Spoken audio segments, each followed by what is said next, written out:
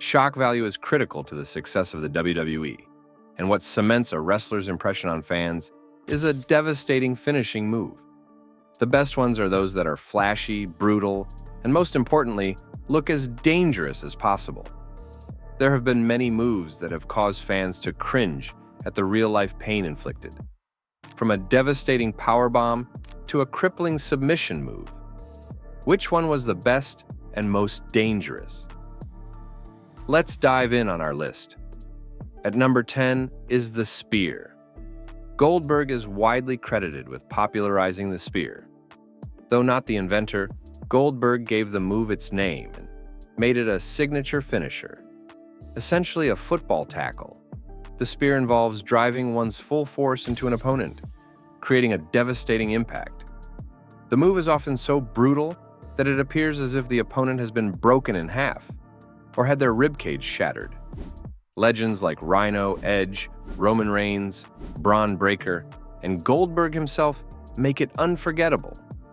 At number 9 is the Last Ride. It is essentially a more elevated powerbomb that The Undertaker popularized in the early 2000s. What makes this version so devastating is Taker's height. At 6 feet 10 inches, he lifts his opponent even higher, adding tremendous impact when they slam down. The height at which the victim's head reaches before it is forcefully struck down with a vicious bang, makes this an incredibly popular finisher that draws in one of the most frenzied crowd reactions ever. At number 8, we have the sharpshooter. It is widely considered one of the most painful submissions in wrestling. The strain it puts on the opponent's legs and knees, while they're bent and the wrestler sits on their back, makes it incredibly painful. Some wrestlers have spoken about the real discomfort it causes. A pivotal moment, like Stone Cold Steve Austin passing out from the excruciating pain in the sharpshooter, solidified its dangerous reputation. Bret Hart, making it his signature finish, cemented the move's iconic status. At number 7 is the F5. Brock Lesnar is a force of nature, so his finisher, the F5, matches his chaotic energy. In this move, Lesnar lifts his opponent into a fireman's carry, spins them around until they're dizzy, and then drops them face first to the mat. Lesnar credits his inspiration to Japanese wrestling videos, where he combined various maneuvers to create something unique. To fireman carry opponents is one thing, but to spin them around like a rag doll before ultimately dropping them to the mat face first takes incredible strength. This is a devastating move for all victims, leaving them dazed and in pain. At number 6 is Hell's Gate. On a January episode of Friday Night SmackDown in 2008, The Undertaker faced off against Big Daddy V. While the two had clashed many times before, this match ended with a shocking new submission from the Deadman. Known for his love of MMA and submissions like the triangle choke, Taker introduced the Gogo Plata, an MMA-inspired move where his ankle is placed beneath the opponent's chin, applying intense pressure. He kept it locked in until blood poured from Big Daddy V's mouth. The sight was terrifying, showcasing the immense stress this hold leaves its victims in. At number 5 is the pile driver. The pile driver involves placing an opponent's head between the legs, similar to a powerbomb, but instead of lifting, the wrestler turns them upside down and drops them onto their head. The move is incredibly dangerous if not executed properly, as a misplaced head can lead to serious injury. A prime example is Stone Cold Steve Austin, nearly being paralyzed after a side-out pile driver from Owen Hart. A safer approach to this move that has been popularized by Kane and The Undertaker, surprisingly enough, is the Tombstone pile driver, which doesn't result in the head hitting the mat as the performer lands on their knees. In contrast, Kevin Owens' package pile driver is so dangerous it was banned in WWE. At number 4 is the Styles Clash. When this move is closely examined, it is incredibly dangerous and goes beyond just its appearance.